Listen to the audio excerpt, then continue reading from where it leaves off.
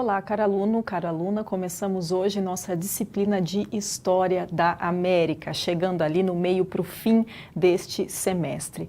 Essa nossa aula de hoje tem como título a América Pré-Colonial e Colonial. Meu nome é Fabiane Muzarda, eu sou doutora em História pela Universidade Federal do Paraná.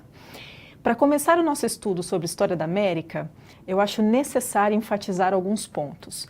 Primeiro que, como você sabe, nós temos uma diversidade muito grande, territorial, cultural, de idioma, de concepção, de tudo no continente americano. Com isso, é claro que nós não temos condições de verificar a situação de cada um dos países que existem enquanto Estados-nações hoje em dia. Por isso, você verá no decorrer das nossas teleaulas que, de acordo com o assunto que nós formos abordar, será pego um país para estudo de caso. Então, não significa que em todo o restante do continente o que aconteceu foi exatamente assim.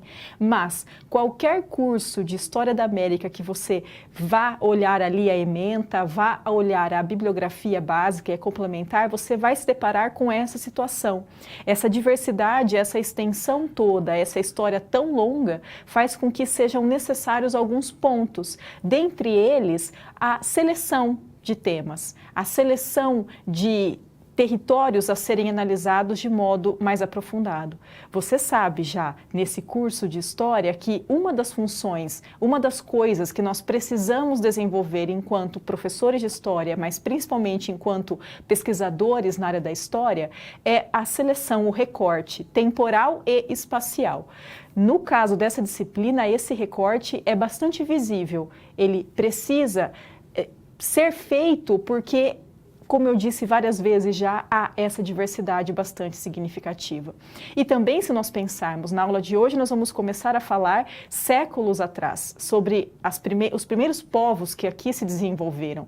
Até nós chegarmos no nosso tempo presente no continente americano, nós estamos falando de um período de tempo bastante vasto. Então, é claro que recortes e escolhas serão feitas no decorrer dessas nossas teleaulas. Dito isso, espero que nós tenhamos um bom contato, começando agora. Vamos lá para a tela, por favor. Nós temos aqui o convite ao estudo desta aula que nós daremos início.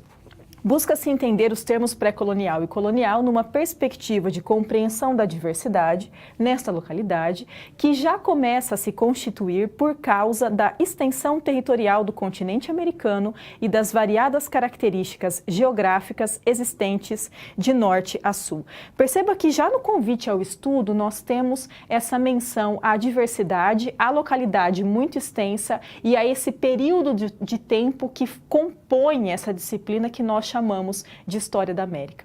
Agora, para começarmos a pensar em América, nós também temos que nos atentar a algumas coisinhas. Por exemplo, o que é América? Será que desde sempre esse território em que nós moramos teve essa denominação? É claro que não, isso é uma construção. Então, nós temos alguns pontos que são pré-requisitos para a compreensão desta aula. Vamos para a tela novamente? Então, alguns conhecimentos prévios. América, povoamento e cultura. O que significa isso? Bom, América seria nós pensarmos na ideia de invenção da América. Ah, mas como assim? Inventou-se esse território? Não, inventa-se a ideia de América. Por exemplo, nós podemos pensar no continente americano dividindo em América do Norte, América Central e América do Sul. Mas eu também posso pensar em América em anglo-saxônica, em América portuguesa, em América espanhola, em América Ibérica, eu também posso pensar em América Latina. Então, tudo isso são concepções diferentes de América. Daí a expressão que é utilizada de modo corriqueiro por historiadores de invenção da América. Como povoamento, significa pensar em como ocorreu esse povoamento inicial desse território. Por quê? Porque por meio de pesquisas, por meio de descobertas arqueológicas, sabe-se que essas pessoas que foram os primeiros habitantes do continente americano não nasceram aqui, elas chegaram aqui. Então, como ocorreu esse chegar a esse território? E cultura, que é um conceito demasiadamente abrangente e demasiadamente necessário para qualquer tipo de análise histórica. É claro, não há um consenso Não, um consenso no sentido de uma definição engessada, uma definição já finalizada sobre o que é cultura. Dependendo do ponto de vista que nós pegarmos, nós vamos ter um foco para tentar definir esse conceito, que é tão importante para a análise histórica hoje em dia. Por exemplo, se eu pegar a questão a vertente que dialoga história e antropologia, eu vou muito me deparar com a questão da cultura material e imaterial. O que seria isso? Bom, cultura para muito além disso que nós podemos pegar, disso que é concreto e também ligado a quê? A essas concepções que se tem, ao imaginário de um povo, aquilo que nós chamamos de cultura de um povo, percebem? É interessante isso, né? Tem palavras que nós utilizamos de modo corriqueiro, mas quando nós vamos parar para tentar definir, vai dando uma questão na nossa cabeça, né?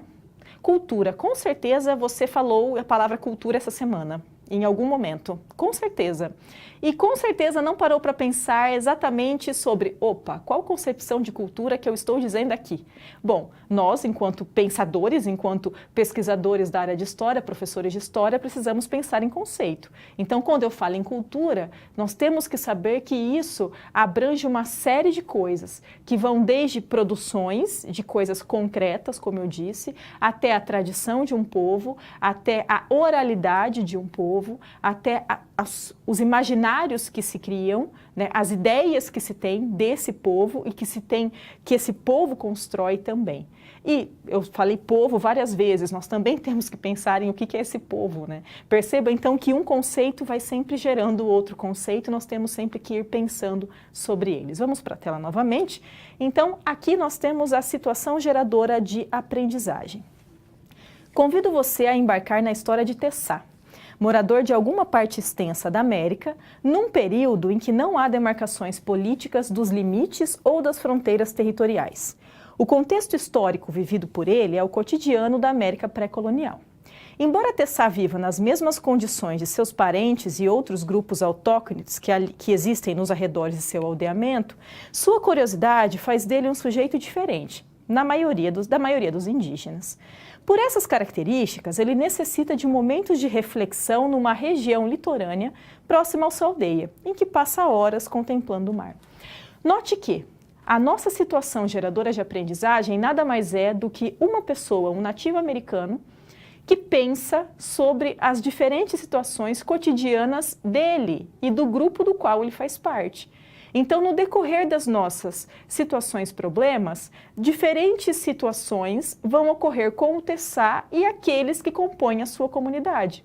Seja algo ligado à alimentação, seja algo ligado à chegada de um povo, no caso os europeus, que eram diferentes dele e dos outros com os quais ele convivia.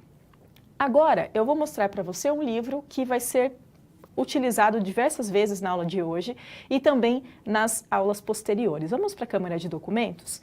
Esse livro aqui tem como título Dicionário de Conceitos Históricos. Tem aqui os organizadores, né, a Kalina e o Maciel Henrique Silva. É um livro que eu uso muito. Por quê? Porque, como o próprio nome diz, nós temos conceitos históricos sendo analisados aqui. E a forma como ele é pensado colabora para um contato inicial com determinados termos. Então, vou mostrar aqui para você, relação de verbetes. São todos os verbetes que compõem esse livro. Em cada um deles, há a menção a diversos autores que, em algum momento, escreveram sobre esse termo. Significa que, se eu quiser saber um pouquinho sobre discurso, por exemplo, eu posso pegar esse livro na página 101, ler o que alguns autores produziram sobre isso e ver qual me interessa mais para, a partir dele, a partir dessa menção inicial, eu procurar esse autor e saber mais sobre esse assunto. Agora eu vou compartilhar aqui o conceito de identidade, que está na página 202 desse livro. Veja aqui no comecinho. Com o surgimento dos debates em torno da pós-modernidade no multiculturalismo, no final do século XX, o tema das identidades veio à tona na história. Na verdade, a noção de identidade não é nova nas ciências humanas, já sendo bem conhecida da psicologia e da antropologia. Mas é uma preocupação recente para os historiadores, desenvolvida principalmente por aqueles que trabalham com a interdisciplinaridade. Esse conceito tem atingido relevância tal para a compreensão do mundo de hoje que alcançou já a sala de aula, o que é visível, por exemplo, na inquietação dos educadores em promover a conscientização sobre a diversidade cultural brasileira. O conhecimento dessa diversidade passa pela definição das identidades étnicas, regionais, entre outras. A noção de identidade tornou-se, assim, um dos conceitos mais importantes de nossa época. Veja só, em um parágrafo, em que começa-se a definir o que é identidade, já existe menção a diferentes áreas, a psicologia e a antropologia. E há menção a uma prática que é cada vez mais discutida enquanto prática de sala de aula, que é a interdisciplinaridade. Por quê? Bom, porque quando nós falamos em identidade, nós primeiro precisamos entender que isso não é um dado fechado, não é um dado definido nem definitivo. Por quê? Porque varia de acordo com o local, varia de acordo com o tempo, varia de acordo com as relações entre as pessoas. Portanto, é algo que é reconstruído constantemente. Vamos para o primeiro vídeo dessa aula.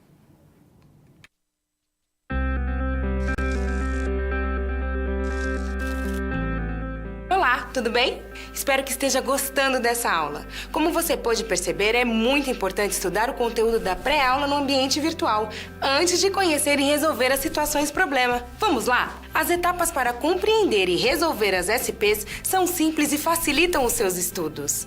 Primeiro, é necessário conhecer e interpretar os detalhes da situação problema, entender onde se passa a situação, quais agentes estão envolvidos e quais recursos estão disponíveis. Depois, é a hora de problematizar a situação apresentada, que são baseadas na realidade de mercado. E isso significa que seu desafio foi elaborado com base nas informações de empresas, experiência dos professores e acontecimentos do cotidiano da sua área. E por último, você vai solucionar as problemáticas. Para isso, você deve utilizar dos conceitos e das teorias vistas nas pré-aulas. Ficou claro? Então o desafio está com você. É hora da SP1. Caso surja um ponto de interrogação, você pode sempre acessar o fórum e enviar suas dúvidas, ok? Bons estudos e até mais!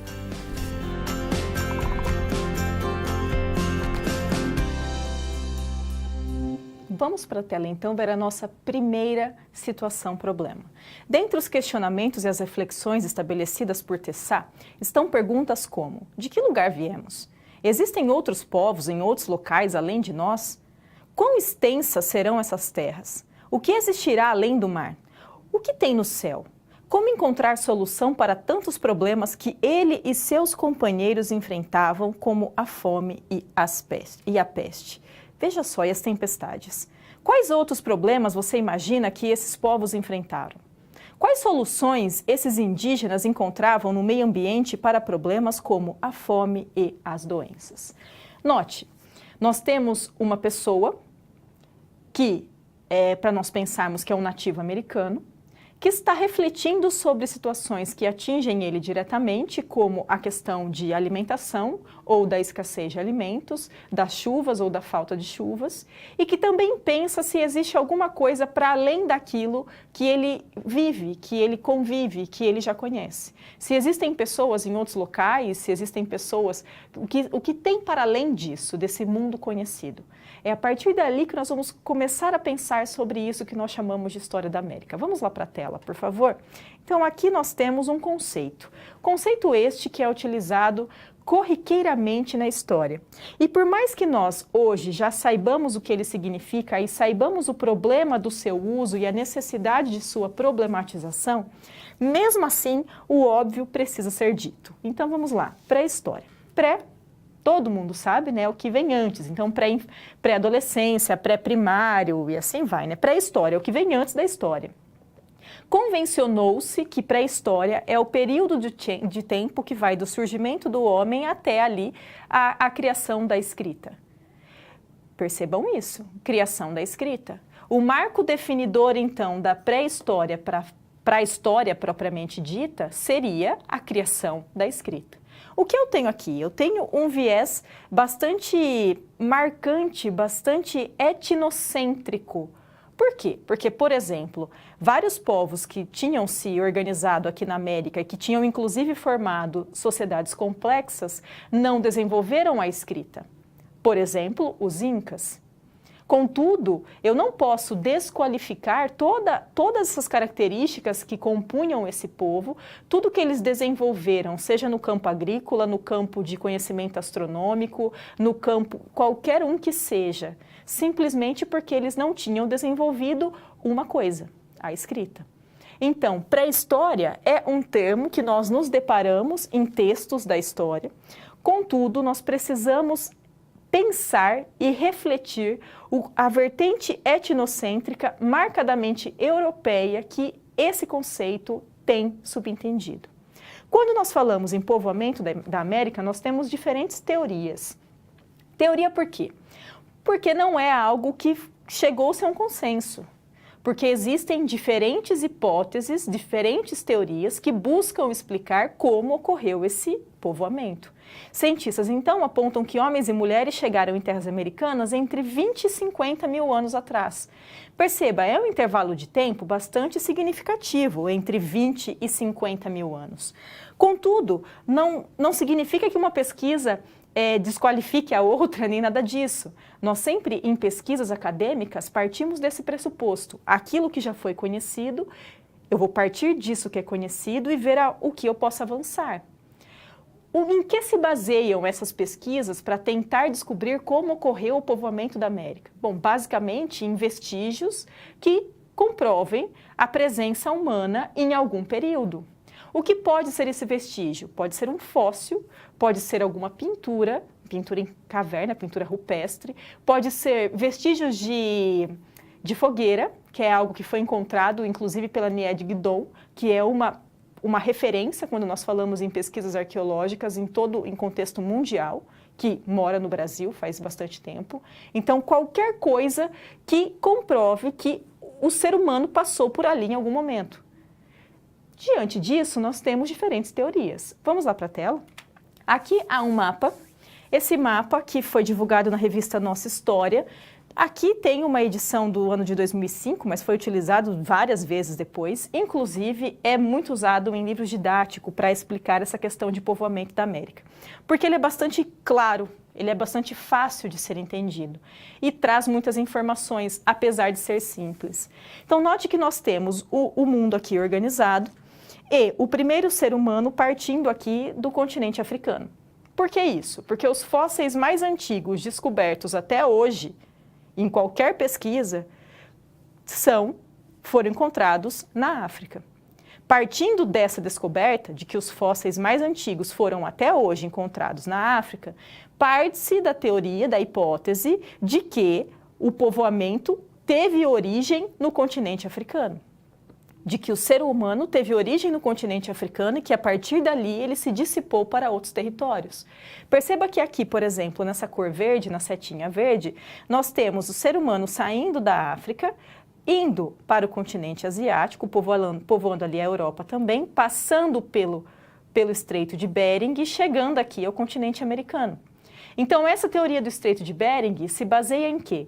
Se baseia que em uma das eras glaciais, houve o congelamento desse estreito, que tem esse nome de Estreito de Bering, que tem ali uma centena, mais ou menos, de quilômetros, e o que possibilitou que os homens e as mulheres atravessassem ali esse território, que estava congelado, saindo do continente asiático e chegando ao continente americano. Nessa teoria, nós temos que o povoamento da América teria começado a partir da América do Norte. Por quê? Porque se esse homem e essa mulher chegaram a partir da Ásia, na América, o primeiro local em que eles chegaram e habitaram foi a América do Norte. E a partir dali teriam continuado sua disseminação até chegar à América Central e América do Sul. Essa é uma das teorias. Se nós pegarmos em tempo em que ela foi divulgada, é uma das teorias que são mais conhecidas justamente porque ela é mais antiga e ela foi divulgada e ela é divulgada por bastante tempo. Existem outras, por exemplo, a que também parte do pressuposto de que o homem surgiu na África, devido ao fato de esses fósseis mais antigos terem sido descobertos no continente africano, que daí teria povoado ali a Europa e a Ásia e descido aqui para a região da Oceania. Daqui da Oceania teriam ocorrido diversas migrações pelo Oceano Pacífico que teriam chegado à América do Sul. Nessa concepção, então, o homem não teria povoado a América como um todo a partir da América do Norte. A América do Sul teria recebido levas de migração. O que é interessante também nessa teoria, nessa hipótese de povoamento da América, é que ela não defende que houve uma única migração da Oceania em sentido América do Sul, mas sim que foram ondas migratórias. Desse modo, o intervalo de tempo de migração e de povoamento de pessoas que tinham saído da Ásia, da Oceania e chegado à América teriam sido bastante diversos entre si. Em que se baseiam essas pesquisas? Em descobertas arqueológicas, em datação feitas principalmente por meio da técnica do carbono 14, que consegue identificar há quantos milhares de anos aquele fóssil, aquela descoberta que foi realizada, foi produzida, de quanto tempo aquele fóssil tem e assim por diante. Vamos lá para a tela novamente. Aqui uma citação. Os vestígios materiais deixados por eles, esqueletos de homens ou dos animais de que se alimentavam, restos de casas, túmulos, templos, artefatos e objetos diversos, como cerâmicas e esculturas, representam a fonte principal de informações sobre seu modo de vida. Note isso aqui. Está se falando em vestígios de alimento, vestígios, aquilo que sobrou, ruínas de moradias, túmulos, então já tem até a concepção do que se faz com o corpo daqueles que morrem. Então já tem ligação com próprios aspectos ligados à religiosidade dos povos. Templos, artefatos, está se falando sobre uma série de coisas que estão longe de incluir a escrita propriamente dita. E isso tudo aqui, esses restos de alimentos, restos de moradia, túmulo, templo, objetos diversos, contemplam o que nós chamamos de cultura. Juntos, formam a forma como um povo se organiza em sociedade, sua forma de entender religiosidade, de entender um poder instituído, de entender alimentação, habitação e assim por diante. Quando nós pensamos, por exemplo, em algo que está para muito além da escrita, nós temos importantes museus instalados no continente como um todo, que têm uma série de artefatos que extrapolam a questão da escrita. Um deles é o próprio Museu de Arqueologia e Antropologia do México, que é o maior museu desse campo de conhecimento que existe em todo o continente americano. Nesse museu, por exemplo, há uma série de códices que estão super preservados, códices imensos de plantas da cidade do México, principalmente plantas astecas da atual cidade do México, naquela época Tenochtitlán, que são desenhados, que trazem a localização, a extensão dos rios, as habitações onde elas ficavam, as colheitas, uma linha genealógica dos governantes astecas. Então, veja, está para muito além da escrita. Daí, inclusive, uma das coisas que nós podemos utilizar em sala de aula para discutir com esse nosso aluno sobre o quanto o conceito de pré-história tem essa linha europeia bastante presente. Por quê? Porque quando os europeus aqui chegaram, a escrita era de uso comum entre os europeus, mas não era de uso comum entre os incas, por exemplo. Não era de uso comum entre as centenas de tribos brasileiras. Não era. Significa, então, que um povo era mais ou menos avançado porque tinha ou não tinha escrita? Não, eu tenho diferentes formas de organização. Eu tenho diferentes modos de concepção mesmo. Inclusive, já que falei tanto dos incas, os incas, ainda que não tivessem a escrita, tinham criado um sistema de registro, de colheita, de número de habitantes, de impostos arrecadados, que era o quipu, aquele esquema de fazer nós em cordas para ter registrado a quantidade de alimentos produzidos, ter registrado os impostos que tinham recebido e os que ainda não tinham recebido, ter registrado o número de habitantes que o império tinha naquele dado período. Então, veja, eu não posso simplesmente qualificar um povo de atrasado ou de desenvolvido porque ele tem a prática da escrita ou não tem. Se eu faço isso, eu estou pensando em um povo a partir de regras que não fazem parte desse povo, a partir de regras que compõem outra civilização. Eu estou utilizando de um argumento pseudocientífico e não de um dado científico de verdade. Vamos lá para a tela novamente.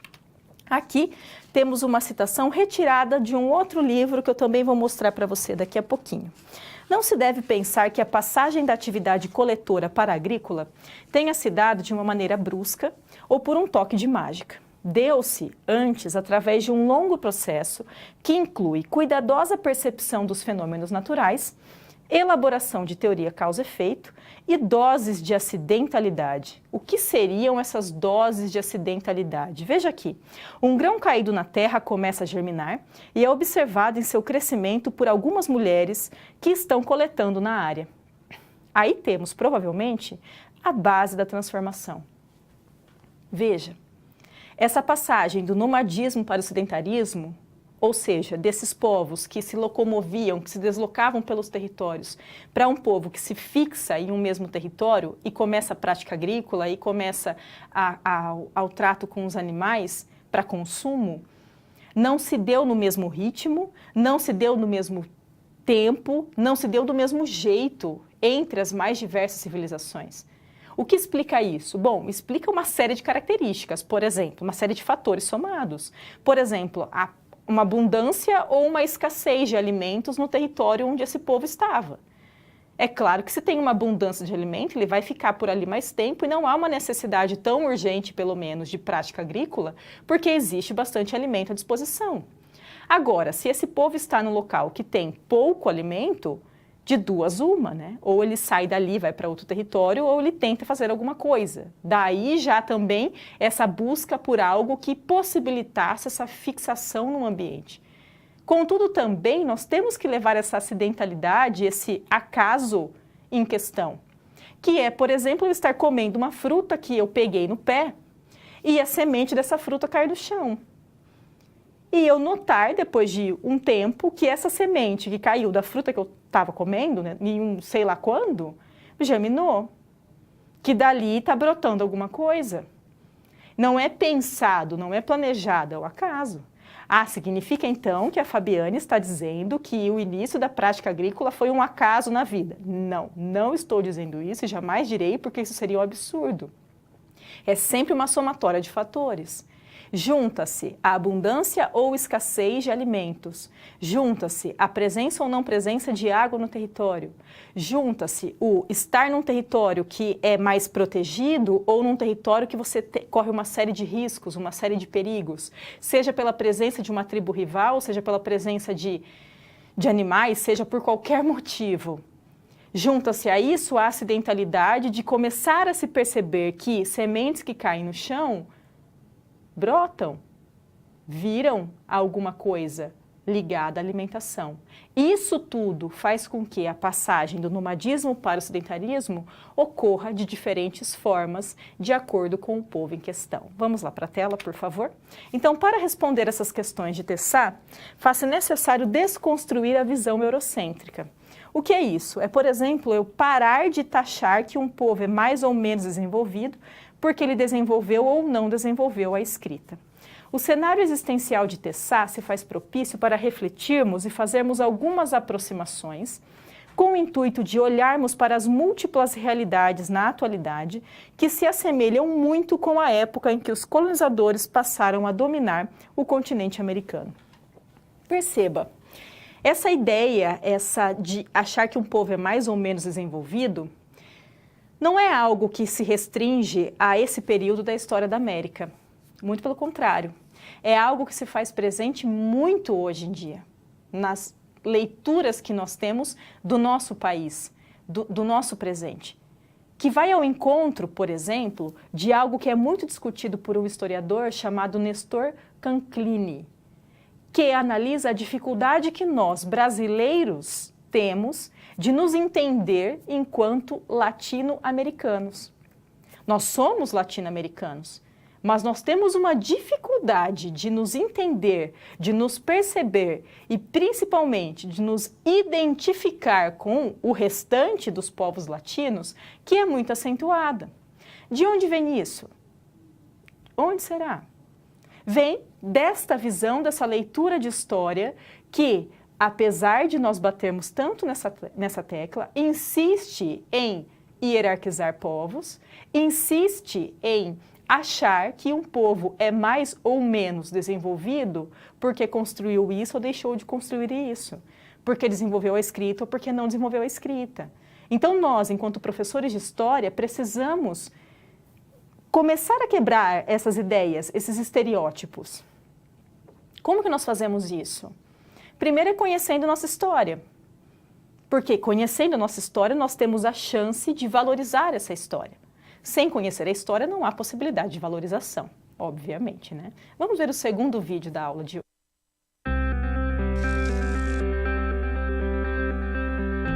Opa, e aí? Como você se saiu com a primeira SP? Com as dicas que a gente viu, nem ficou difícil, não é mesmo? Você percebeu o caminho traçado para obter uma solução satisfatória? Primeiro, você estuda os conceitos teóricos. Em seguida, você conhece e avalia a situação. E só então você tem conhecimento suficiente para se empenhar em resolver a situação-problema. Entendeu por que é importante fazer uso de todos os recursos do material didático antes de iniciar as SPs? No ambiente virtual, você encontra textos, webaulas e vídeos para enriquecer os seus estudos. Vamos para mais um desafio? Boa sorte na SP2 e até mais!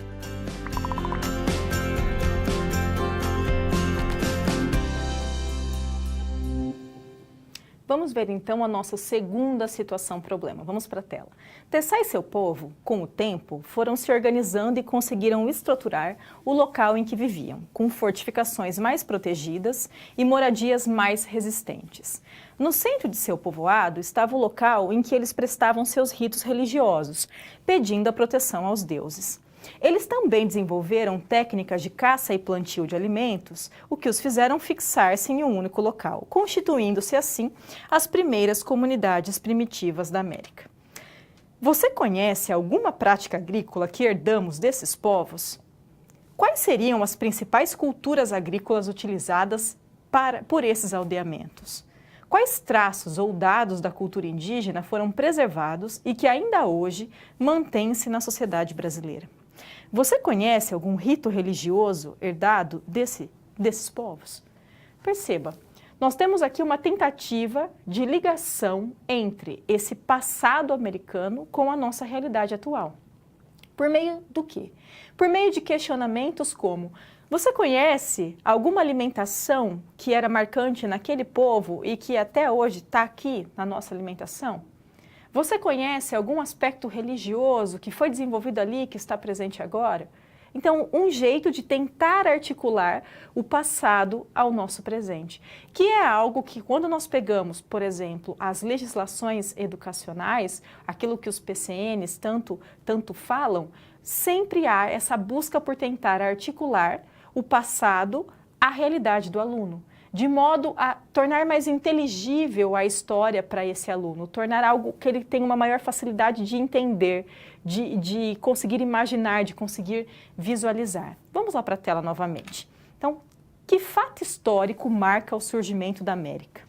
Veja, com certeza, se nós pegássemos um livro didático velho e com essa pergunta na nossa cabeça, que fato histórico marca o surgimento da América? E tivesse esse livro didático ali dos anos 80, no começo dos anos 90 para ver, eu teria como marco de início da América o descobrimento. Mas com certeza isso iria acontecer.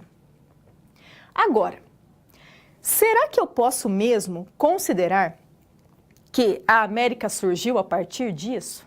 Veja aqui, não se deve considerar o surgimento a partir do momento que aqui chegaram os colonizadores, pois havia muitos povos com culturas simbólicas, materiais e imateriais.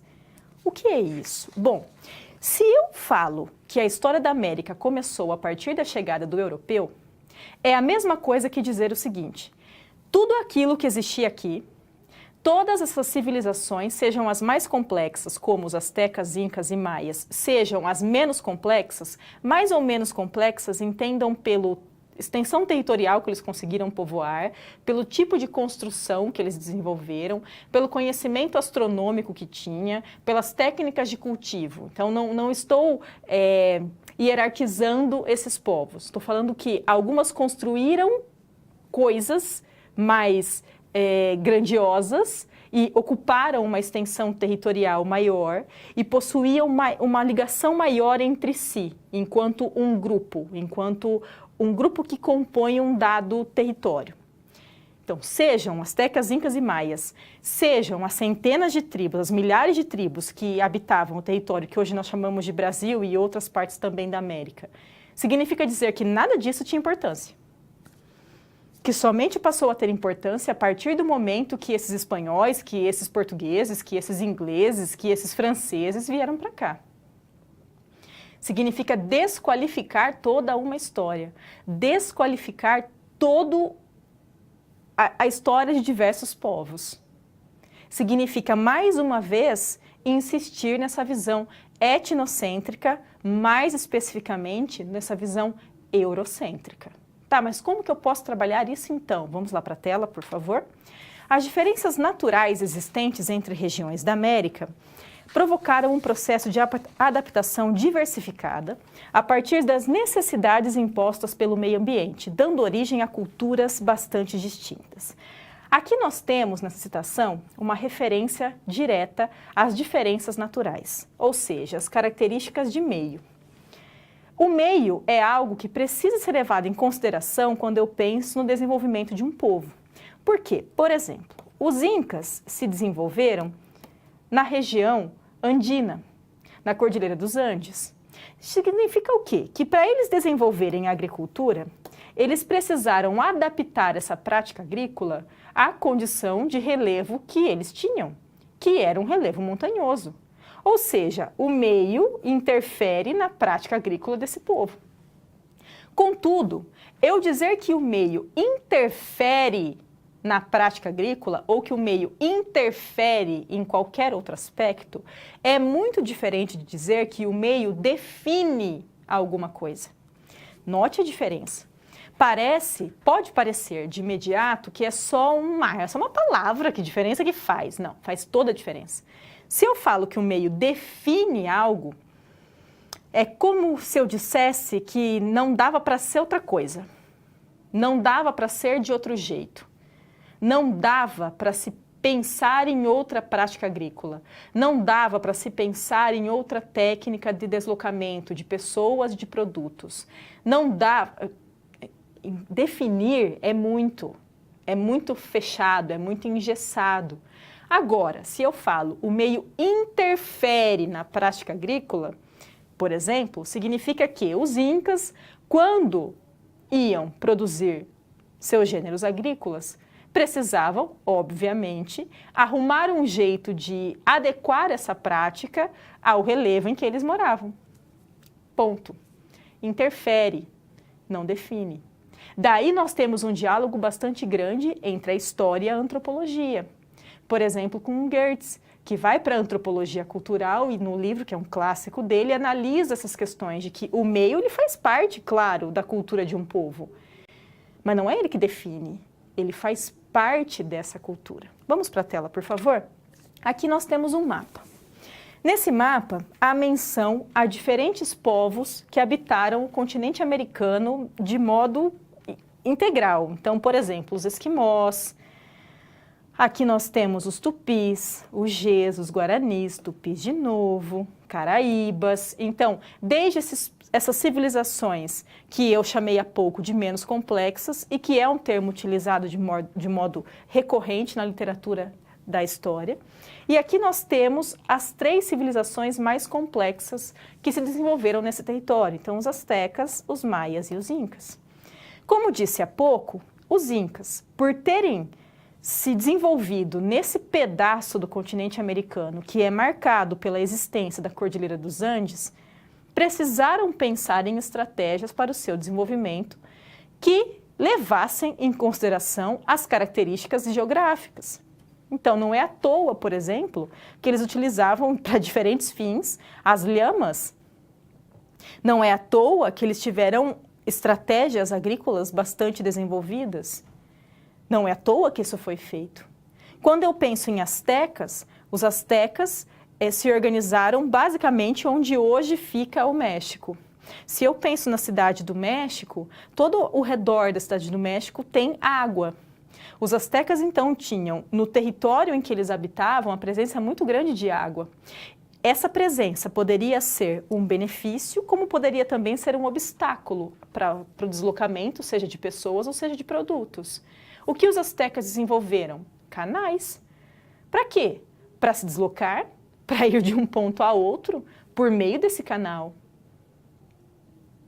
Para conseguir transportar mercadoria, transportar alimento nesses canais.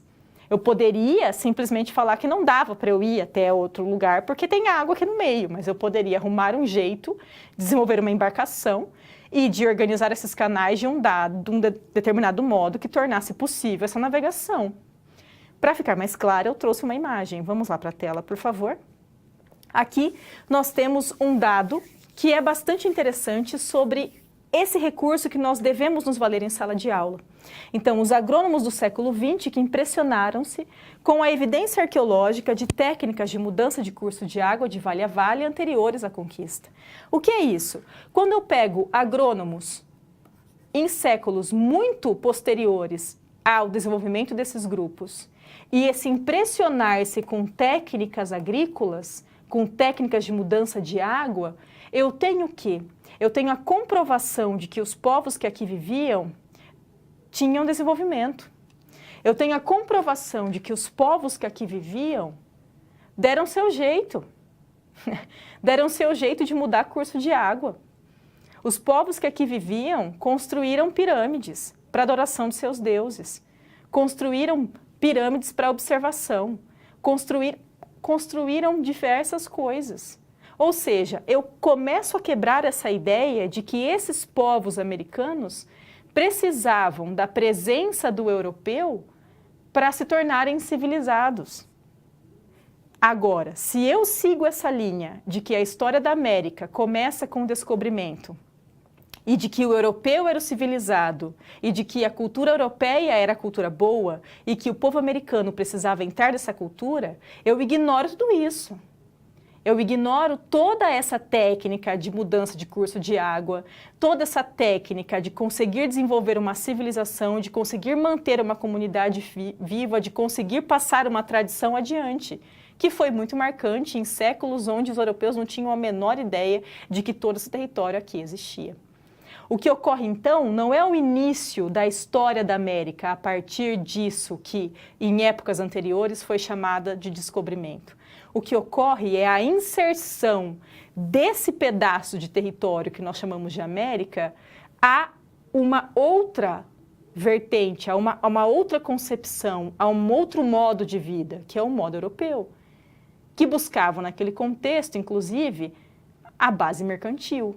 É a inserção da América nessa economia mercantil. É a inserção do americano nessa tentativa de imposição cultural por parte do europeu. Havia uma história aqui, havia uma cultura aqui, havia uma civilização aqui. Não era uma terra de ninguém. A imagem que eu disse, vamos lá ver agora, por favor. Aqui não tem a fonte porque é uma foto que eu tirei, tá? Então é uma foto minha, por isso que não tem aí o lugar em que vocês podem encontrar essa imagem. Essa é uma foto da região de Xochimilco, que é, nos arredores da cidade do México, a região que hoje vive de turismo, onde se encontram os canais astecas. Aqui nós temos essa embarcação, isso que é feito de madeira toda colorida, que está no primeiro plano da imagem. É a embarcação que é chamada tarrineira. Essa embarcação tem sempre uma pessoa que é aqui rema, não tem motor, tá? É uma embarcação movida a remo, é o terredor, e é ele que rema andando nesses canais. Existem mais de 300 quilômetros de canais hoje ainda, nessa região chamada Xochimilco. Essas tarrineiras, todas elas têm essa característica, elas são sempre muito coloridas e elas têm o nome de uma mulher, que inclusive é uma das festividades que ocorre nessa região, que é o dia em que eles vão decidir o nome que as tarrineiras terão. Agora é uma região, como eu disse, que vive de turismo, então você vai, paga uma taxa e cada uma dessas aqui é uma cadeirinha, né? Dá para ver aqui, uma cadeirinha em que você se senta e você anda ali para conhecer essa região do México. Aqui na próxima imagem, também é uma foto minha, por isso não tem legenda, é do sítio arqueológico Azteca, onde se encontram as pirâmides Sol, que é esta que nós estamos vendo na imagem, e a pirâmide Lua, além também de altares que existem entre elas, de moradias, que existem as ruínas dessas moradias, com murais ainda nas paredes e assim por diante. É um sítio arqueológico imenso. Veja, é uma pirâmide construída pelos astecas séculos atrás, muito antes da chegada dos europeus, que está aí, intacta. Só não está 100% intacta, porque no começo do século XX, o ditador Porfírio Dias, que governava o México no período, dinamitou parte dessas pirâmides e, com isso, parte dos adornos da pirâmide foram destruídos, mas a sua estrutura está toda intacta. Aqui, nessa linha que nós vemos em laranja, são aqueles cordões de segurança, porque, como dá para perceber, tem muita gente subindo e descendo essa pirâmide. Os degraus, em alguns momentos, eles são um pouco mais largos ou menos largos, um pouco mais altos ou menos altos. Então, para não ter algum tipo de acidente, devido também a esse fluxo intenso de pessoas, colocam esses cordões para controlar ali a quantidade de pessoas subindo por vez. Uma coisa que é muito interessante e que, inclusive, faz parte do conhecer para poder valorizar a cultura, é que esses lugares, esse sítio arqueológico Azteca, por exemplo, é aberto à população mexicana gratuitamente aos finais de semana. A taxa para entrar no sítio arqueológico não é alta, mas aos domingos é gratuito. E, de fato, eles vão, e eles vão em massa. Eu vi várias famílias que estavam ali, sei lá quantas vezes eles já foram naquele lugar, com crianças subindo a pirâmide com a criança no ombro, e é um jeito de olhar essa cultura, essa tradição que eles têm. Porque sem conhecimento, sem saber o que é essa cultura, não há possibilidade também de valorização dela. Então, o que eu estou falando aqui? É arrumar um jeito de tentar quebrar em sala de aula, lá, quando você foi trabalhar esse assunto no Ensino Fundamental 2, começar a quebrar essa ideia de que existem civilizações mais ou menos desenvolvidas. Ou então que a população daqui precisava da ajuda desse branco europeu para se desenvolver. Porque não precisava. Porque já era desenvolvida. Era desenvolvida com base em outras concepções de vida, que eram diferentes das concepções de vida do europeu. Vamos para a tela novamente? Aqui, então, resolvendo a situação problema de número 2. Por volta de 2000 anos antes de Cristo, começaram a ser construídos os primeiros centros cerimoniais destinados à adoração das divindades, espalhados pela América Central. Compostos de grandes plataformas de pedra, sobre as quais se construíam templos ou altares, era ali que se reuniam as populações das aldeias espalhadas pelo território, para os cultos religiosos e para o comércio. Foi em torno desses centros cerimoniais que surgiram as primeiras grandes cidades da América. Eu gosto muito de trechos que falam em primeiras grandes cidades da América e centros cerimoniais, tudo isso, por quê? Porque quando nós falamos sobre esse encontro entre nativo-americanos e europeus, era muito comum que esses colonizadores escrevessem em seus relatos o quanto as cidades americanas eram mais organizadas, eram mais limpas e eram, inclusive, maiores do que as maiores cidades europeias, ali pensando em Paris, Roma e assim por diante. Veja, eram mais limpas, eram mais organizadas e eram maiores do que aqueles que se achavam os mais desenvolvidos naquele contexto. Vamos para a câmera de documentos agora, por favor, que eu quero trazer um trechinho aqui para vocês. Página 13 desse livro intitulado História da América através de Textos, organizado pelo Jaime Pinsky, um autor cuja citação eu usei há pouco, dizendo que fazia parte de um livro que eu ia utilizar na aula de hoje. Também é um livro bem legal, porque ele traz diferentes temáticas sobre história americana, veja, civilizações indígenas, depois descobrimento e conquista, colonizados e colonizadores, e traz em cada um desses subtópicos vários autores. Então, uma página e meia, duas, se muito, de um dado autor. A partir dali, você tem um contato inicial com a forma como esse autor aborda essa determinada temática. E pode procurar o texto na íntegra. Por exemplo, aqui na página 13, nós temos esse título, Atividades Agrícolas na América Indígena. Eu destaquei um trechinho aqui ao final da página, veja só. Os hábeis agricultores do Vale do México superavam as desvantagens decorrentes de precipitações pluviométricas insuficientes e instáveis, utilizando a água proveniente do degelo das neves nas montanhas e maximizando as amplas bacias naturais formadas pela interligação dos lagos. No Peru, os agricultores utilizavam os rios dos vales montanhosos e os cursos de água que percorrem os vales ao longo da árida costa do Pacífico. Empregou-se a água para fins agrícolas por meio de canais de irrigação, que, em turnos, demandavam elevados insumos de mão de obra na construção de eirados, frequentemente em vales de declives fortemente marcados, e na construção e manutenção do canal. O que está sendo dito aqui? Sobre técnicas para possibilitar construções, técnicas para possibilitar prática agrícola. Qual é essa obra? Ao final, então, do trecho, lá na página 15, nós temos a referência completa a essa obra.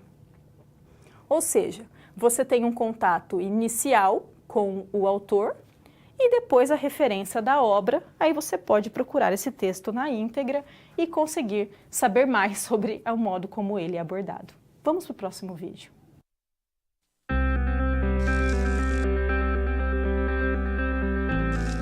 Olá! Agora que você já solucionou duas das SPs, muitas das teorias vistas na pré-aula fazem mais sentido, não é mesmo? Essa é justamente a função das situações-problema, te preparar de forma mais prática para a realidade da vida profissional. Já conhecer algumas das situações que podem surgir no dia a dia faz de você um aluno mais preparado para o mercado de trabalho. Bom, a SP3 já vai começar. Se ficar com dúvida em algo, pode entrar no fórum e enviar sua pergunta, ok? Até mais!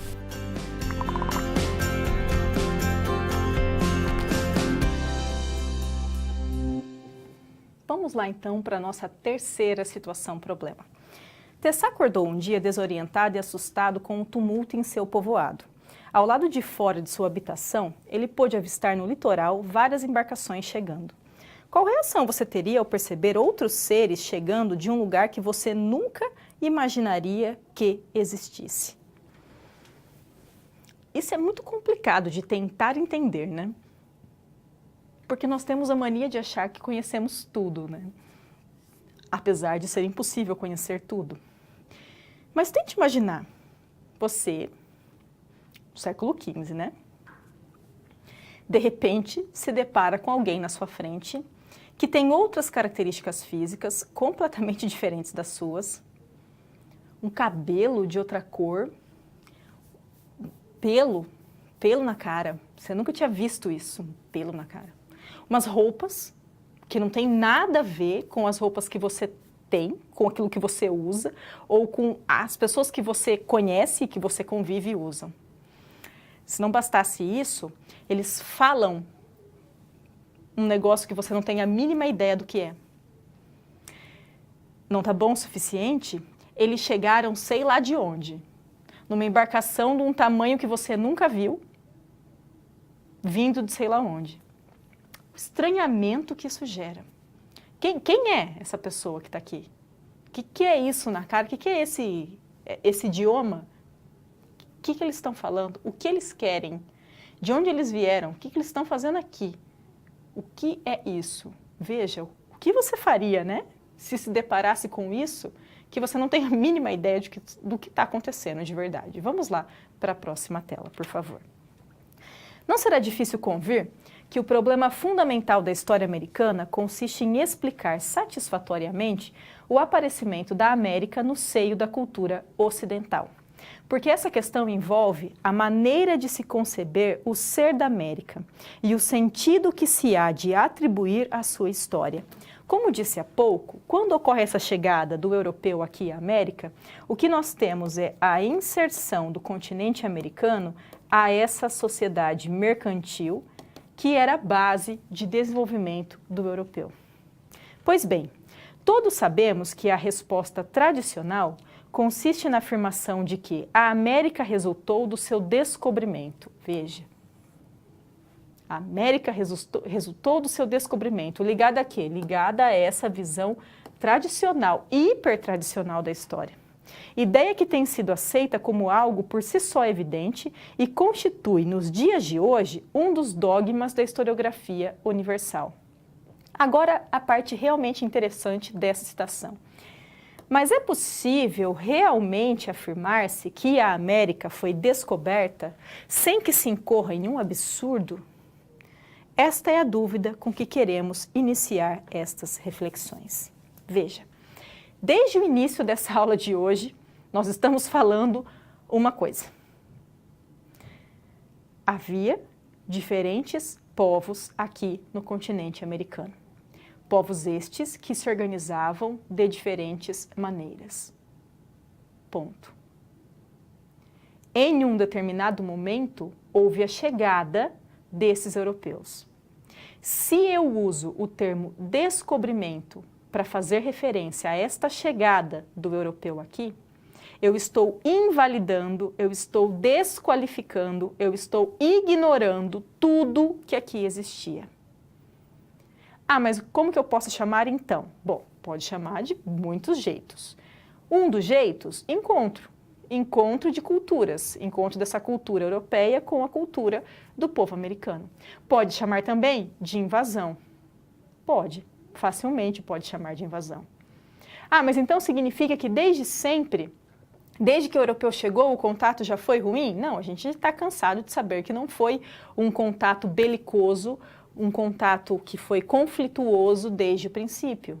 Inclusive, quando eu falo dos astecas que se depararam com os espanhóis, houve, a princípio, a ideia de que aqueles espanhóis que ali estavam chegando eram os deuses que, na mitologia asteca, acreditava-se que um dia retornariam à Terra.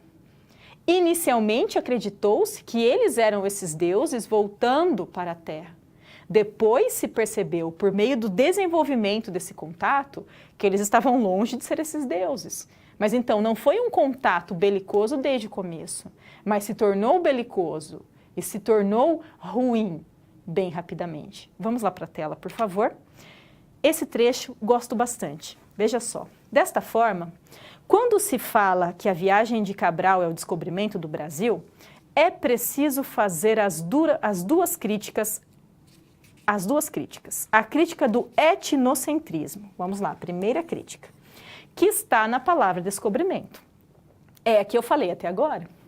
Por quê? Porque se eu falo que foi descoberto, parece que tudo que aqui existia não tinha o mínimo significado. Que só passou a ter significado a partir disso, a partir da chegada do europeu. E a crítica do anacronismo. O que é isso? Bom, ana é não. Cronismo vem de cronos, que é tempo. Não tempo. O que é isso? É o misturar tempos históricos. Vamos continuar então. Que está na palavra Brasil. É essa distinção que as pessoas não percebem. É fazer a história da colônia como se ela estivesse destinada a se tornar uma nação. Ninguém descobriu ninguém. E o Brasil só existiria muito depois. Esse trecho é do Fernando Novaes e fala em específico sobre o Brasil, mas eu posso utilizar ele para pensar em outros contextos de colonização também. Se eu falo que a chegada do Pizarro significou a conquista, significou o descobrimento, não, porque daí parece que não existia nada. Se, por exemplo, eu falo, eu descobri a luz, significa que até essa minha descoberta não existia luz. Eu descobri a luz, então até então não tinha, a partir de agora tem. Se eu falo, olha, o Cabral descobriu o Brasil, então não tinha nada aqui, passou a ter a partir do momento que ele chegou. Por isso é etnocêntrico, porque eu desqualifico tudo que existia até então. E por que é anacrônico? Porque eu estou trabalhando com ideias misturando tempos. nesse trecho como se o Brasil estivesse destinado a ser uma colônia. E essa colônia, posteriormente, estivesse destinada a se tornar uma nação independente. Não é assim. Eu não posso pegar um dado na história e julgar outros períodos ou outros momentos com base nesse dado. Tem um historiador muito reconhecido e bastante bom, chamado Darton, que afirma o seguinte: o anacronismo, essa mistura de tempos, esse juntar tempos diferentes e julgar um povo com base em características de outro povo, então esse anacronismo é o pior erro que um historiador pode cometer. Por que será? Vamos pensar então, aquela definição clássica, né? O que é história? Vem o Mark Bloch e afirma: história é a ciência que estuda os homens no tempo e no espaço. Bom, por mais que você conheça ou goste ou não conheça o Mark Bloch, nós temos que levar em consideração que, de fato, história, não vou falar que história é só isso, mas é isso também. É uma ciência que estuda os homens no tempo e no espaço. Eu poderia acrescentar várias outras coisas ali, mas que tempo e espaço são duas instâncias importantes, eu não tenho como negar. Ok, se tempo e espaço são duas instâncias muito importantes, tempo e espaço, vamos lá? E eu pego e trabalho com diferentes tempos e julgo coisas misturando tempos, tem alguma coisa errada na minha análise, obviamente. É como se eu aqui, no século XXI, olhasse lá para o século XV e pensasse: mas esse território está fadado a ser colônia. E essa colônia está fadada posteriormente a se tornar um país independente. Não, porque daí parece que está tudo definido, parece que é uma linha evolutiva, uma linha reta evolutiva. E isso não existe na perspectiva histórica. Vamos lá para a tela novamente? Então, problematizar o termo aculturação. É um termo que aparece de modo recorrente também. O que significa isso? Bom, significaria, do jeito que ele é utilizado, pensar que houve a tentativa de imposição cultural por parte do europeu em relação ao nativo americano. Qual é o problema, então, do termo aculturação? Ele dá a entender uma via de mão única. Ele dá a entender que, a partir do momento que houve esse encontro do europeu com o americano, a cultura europeia passou a predominar de modo único, que a cultura americana deixou de existir.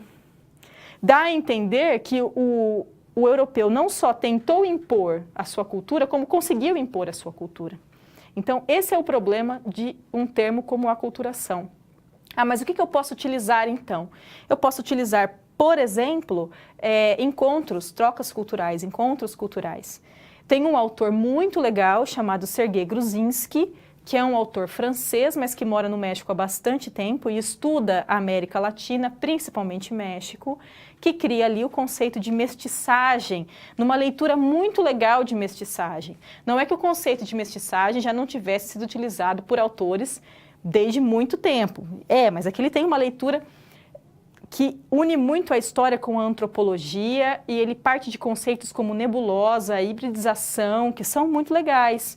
Trabalhando, por exemplo, na ideia de que é muito impossível você falar o seguinte: quando nós falamos de colonização americana, a cultura até aqui era americana, a partir daqui é europeia. Não, ele fala que acontece uma fusão, um negócio tão maluco que cria uma cultura outra. Essa é a expressão que ele utiliza, inclusive. Cultura outra, diferente de tudo aquilo que tinha existido até então, em qualquer lugar. É desse modo que ele se refere à cultura daqui. Vamos lá para a tela novamente? Então, esse domínio é ligado a fatores como uso de armas de fogo, doenças e disputa entre as tribos.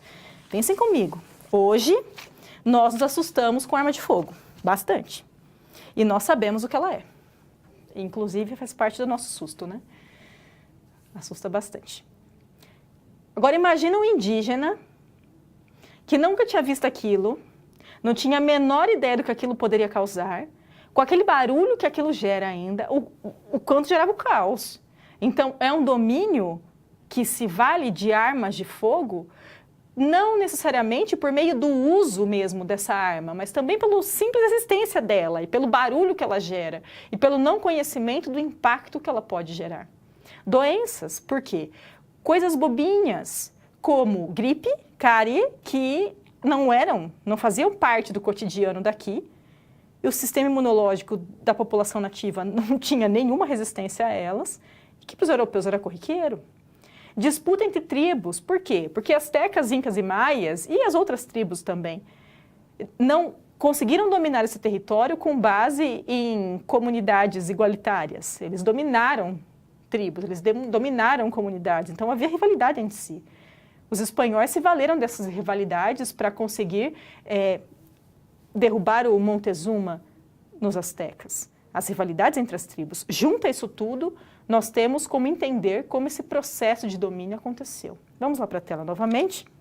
Propõe-se para o ensino de história conteúdos e situações de aprendizagem que possibilitem aos alunos refletir criticamente sobre as convivências e as obras humanas, ultrapassando explicações organizadas a partir unicamente de informações obtidas no presente e a partir unicamente de dados parciais.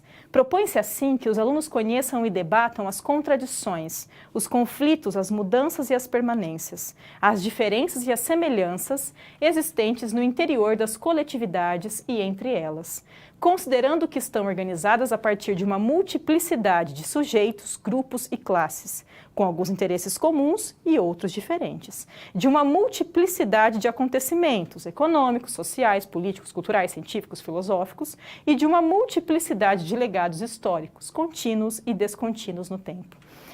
Essa é uma legislação do ensino que preza pelo interesse de se articular passado e presente, de fazer com que esse ensino de história seja cada vez mais próximo a esse entorno, a essa realidade do aluno, e que trabalhe com essa diversidade.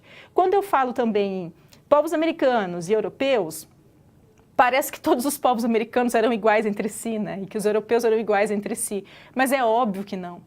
Vejam que nós temos a multiplicidade da multiplicidade, porque não são só duas correntes, americanos e europeus. Eu tenho milhares de comunidades diferentes aqui entre os americanos e eu tenho várias pessoas vindo de diferentes estados, nações, informação vindos entre os europeus também. Então não são só duas correntes diferentes entre si. Há uma multiplicidade aqui e outra multiplicidade aqui. E essas multiplicidades se encontram aqui na América. Não é à toa que o Gruzinski fala que aqui surge uma cultura outra, que nunca tinha sido vista em outro território. Vamos para o próximo vídeo, por favor.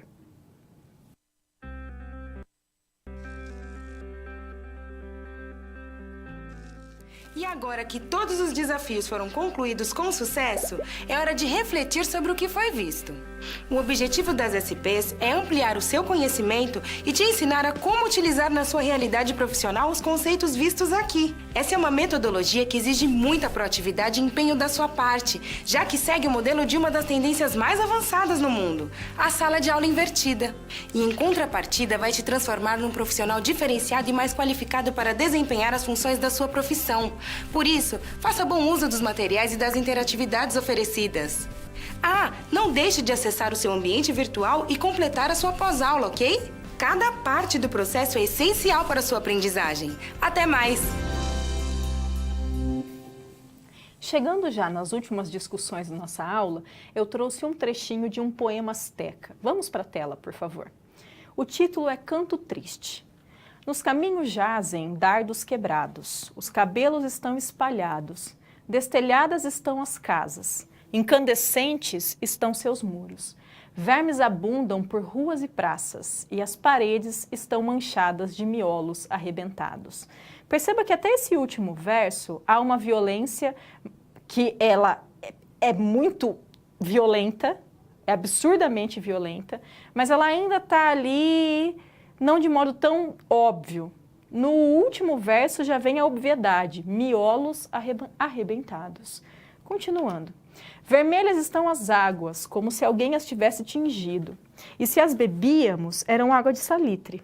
Golpeávamos os muros de adobe em nossa ansiedade, e nos restava por herança uma rede de buracos, nos escudos que esteve nosso resguardo. Mas os escudos não detêm a desolação. Como eu disse, o contato inicial dos astecas com os colonizadores espanhóis foi marcado por a ideia de que eram os deuses que estavam retornando à Terra. Pouco depois, os astecas notaram que estava longe de ser isso. E aí começa a tentativa de imposição política, cultural, militar dos espanhóis mediante os astecas. Algo parecido, a imposição militar, política e todo o resto, aconteceu também em relação aos incas, aconteceu em relação aos maias, aconteceu com suas devidas diferenças, mas aconteceu em relação aos portugueses e aos indígenas brasileiros também. Então, essa tentativa de imposição e as resistências que nós temos aqui na América também. E é isso que eu gostaria de deixar para reflexão, inclusive, nessa aula de hoje. Agora eu vou deixar um tempinho para que você possa mandar as possíveis dúvidas, os questionamentos ou então os comentários referentes a essa aula. Daqui a pouquinho eu retorno. Postem no chat que eu já retorno.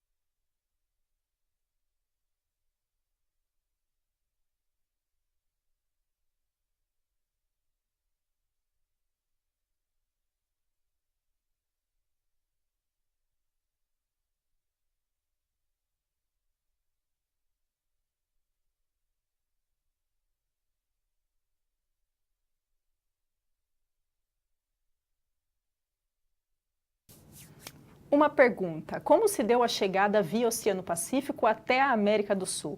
As embarcações já possibilitavam essa chegada? Bom, perceba também o seguinte: não se tinha o conhecimento da existência de um outro continente. O que havia era o deslocamento de pessoas utilizando de embarcações e eles iam parando nas pequenas ilhas que existem em todo o trajeto ali, em toda a extensão do Oceano Pacífico. Então não é que ele saiu daqui objetivando chegar nesse ponto, então pensando que aqui é a Oceania e aqui é a América do Sul, porque sequer se conhecia esse ponto aqui, sequer se sabia que esse ponto existia. Mas nesse trajeto há inúmeras ilhas, algumas micro-ilhas, onde havia essa parada, até se ir para outras ilhas e se chegar aqui. Então, por isso também que se fala em ondas migratórias. Não é um único grupo, numa única leva, muito menos numa única viagem, que faz essa trajetória, ok? Outra pergunta. O aluno lembra o filme que conta a história de John, o Pocahontas, o filme, não o desenho, e que se atenta à pacificação dos índios mediante os europeus. Pede para explicar. Bom, esse contato inicial é marcado por uma concepção sobre quem seriam essas pessoas que ali estavam chegando. O inicial é assim, é um contato afetuoso, na verdade, de início, mas dura pouquíssimo tempo. E nesse caso, nós temos que pensar também que é um romance em desenho, né, e que traz, inclusive, esse colonizador como o herói. Então, uma visão bem etnocêntrica, bem eurocêntrica, inclusive, nessa animação. É muito legal, eu gosto bastante desse filme, inclusive, mas que precisa ser problematizado, inclusive enquanto construção mesmo do que se entende como o herói, como o vilão, como mais civilizado, menos civilizado e assim por diante. Eu deixo agora vocês com um vídeo que sintetiza ali o que nós discutimos nessa primeira aula de História da América e espero encontrá-los na semana que vem para continuarmos essa discussão. Tchau, tchau. Na história do continente americano, o período que vai do povoamento da região à chegada dos europeus, no século XV, é chamado de período pré-colombiano, em referência ao navegador genovês Cristóvão Colombo. Mas de onde vieram os primeiros habitantes do novo continente? Para responder a esta questão, existem 3 teorias: a do autoctonismo, a hipótese do Estreito de Bering e a teoria das migrações esporádicas. O autoctonismo propõe que os habitantes originais do continente teriam surgido na própria América. A hipótese do Estreito de Bering defende que humanos vindos da Ásia povoaram o continente a partir do Alasca durante a última glaciação. Já a teoria das migrações esporádicas sustenta que o homem chegou à América em vários fluxos, navegando a partir da Oceania, da Polinésia e da Ásia. Pesquisas sugerem que os primeiros seres humanos chegaram ao continente entre 20 e 35 mil anos atrás. Com o tempo, os descendentes desses pioneiros desenvolveram culturas agrícolas como as do milho, da batata, da mandioca e do algodão, produtos nativos do continente. Além disso, praticaram atividades como a pesca, a caça e a confecção de objetos de barro e de fibras vegetais. Próximo ao fim do período neolítico, as técnicas agrícolas desses povos melhoraram, o que fez aumentar sua população e surgir povoados com características urbanas. Os maias, astecas e incas são exemplos de civilizações que se formaram nesse processo. Esses povos eram coesos culturalmente e aumentaram o seu domínio ao incorporar populações menores. Eles já possuíam códigos de escrita e deixaram vários registros sobre as suas atividades. Infelizmente, muitos foram destruídos pelos europeus no processo de ocupação do continente. As expedições de Portugal e Espanha tinham o objetivo de explorar as novas terras, não de povoar ou constituir centros políticos, econômicos e sociais. Já a colonização inglesa, no norte da América, visava exatamente isso: constituir uma nova sociedade, mesmo que cópia da inglesa. Uma semelhança nos 2 tipos de colonização foi o uso da violência física contra os povos nativos, além da guerra biológica e da legitimação dessas ações pela religião. O rígido controle das metrópoles sobre as sociedades que iam se formando contribuiu para o surgimento de rebeliões populares. Movimento nativista é o nome que recebem as revoltas contra as condições sociais e econômicas a que os colonos eram submetidos. Mesmo assim, muitos desses projetos não pretendiam uma mudança radical nas estruturas da sociedade, como no caso da Inconfidência Mineira, símbolo da luta pela liberdade, mas que não tinha entre seus objetivos acabar com a escravidão. Ou seja, o estudo de história da América mostra que eventos e personagens são mais complexos do que parecem à primeira vista. Por isso, a dica é continuar se aprimorando. Eu vou ficando por aqui. Bons estudos e até a próxima!